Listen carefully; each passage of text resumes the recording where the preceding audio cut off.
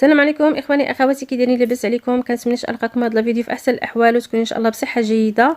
اليوم كما كتشوفوا في هذا الفيديو ديالي فنشارك معكم هذه الشرموله اولا التكتوكه، يعني بالطريقه اللي كنصاوبها بها انايا. فكنتمنى تنال الاعجاب ديالكم وكنتمنى لكم فرجه ممتعه. ودابا غندوزو ان شاء الله للطريقه. هنايا في الاول غادي نشد مطيشه. المهم المطيشه كتبقى على حسب عدد الافراد. انا خديت المهم هنايا المطيشه اللي غادي تقدنا. المهم غادي نقيها، من بعد غادي نقطع عليها جوج، غادي نحيد ليها الزريعه ديالها والماء ديالها، يعني بدون قشره بدون بذور. مطيشه كما كتشوفوا بهذا الشكل هذا. انا من بعد غادي نشوي الفلفله بهذا الشكل. فمازال غنشارك معكم واحد الطريقه اخرى كنديرها بها كتجي زوينه حتى هي ان شاء الله. من بعد هنا شديت مطيشه غادي نقطع طريفات صغار كما كتشوفوا بهذا الشكل هذا. من بعد غنشد الفلفله حتى هي غادي نقطعها على هذا الشكل.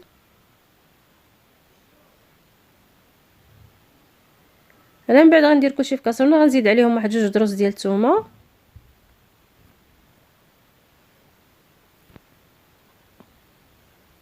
انا غنزيد شويه ديال القزبر معدنوس، شويه ديال التحميره، واحد شويه ديال القزبر يابس، شويه ديال الابزار، فلفل اسود، شويه ديال الكركم. هنا عندي واحد شويه ديال واحد درس معلقه ديال الزنجبيل شوي، وعندي معلقه نص معلقه كبيره ديال مطيشه الحك اولا مركز الطماطم. عندي هنا شويه ديال زيت الزيتون على المهم الملح راني درتها. غنخلط كل شيء، من بعد غادي نطلع داكشي كله غادي يطيب في مره واحده بهذا الشكل. هنا كنبقاو نحركوها حتى كطيح ديك مطيشه مزيان، حتى كتولي بحال كتولي معلكه، حيت قد ما طابت الا طابت كتولي بداك التعليكه ديالها كتعطي واحد المذاق زوين، ماشي بحال غير اللي تحركت واحد شويه وهكا. فكانت هذه هي الشرموله اولا التكتوكه ديالنا. كنتمنى انها تنال الاعجاب ديالكم وكنتمنى انكم تجربوها. وكما قلت لكم ان شاء الله مازال غنقدم معكم، غادي نصاوب معكم واحد الطريقه اخرى كنصاوبها بها كتجي بها زوينه بزاف.